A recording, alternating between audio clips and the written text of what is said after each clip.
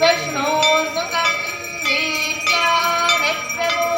संयक्पार्थेवानिति ममैरजान्ते यो अस्काभाजदस्तारं तथस्थं विनक्रमाणस्त्रेधोरुगायः तत्सवितुर्वरेण्यं भर्गो देवस्य धीमहि धियो यो नः प्रचोदयात् अग्निमेते पुरोहितं यज्ञस्य देवं ऋत्विजं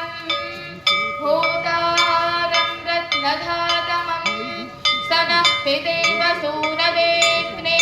सोपायनो भव स च स्वानस्वस्तये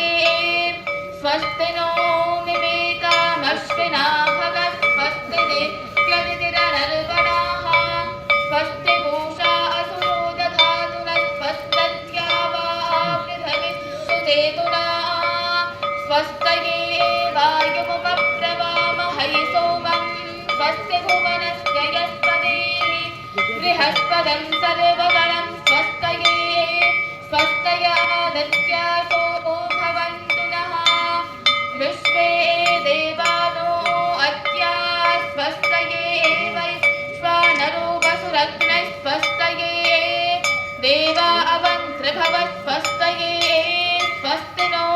रुद्रः पात्वं सः स्वस्ति मित्रो वरुणा स्वस्ति मध्ये रेवती स्वस्ति न इन्द्रश्चाग्निश्च स्वस्ति नो कृधे स्वस्ति बन्धामनुचरेम सूर्या चन्द्रमसा विव पुनरददाग्नता जानता सङ्गमे महे ये देवानां यज्ञयानां मनोर्यजत्रा अमृता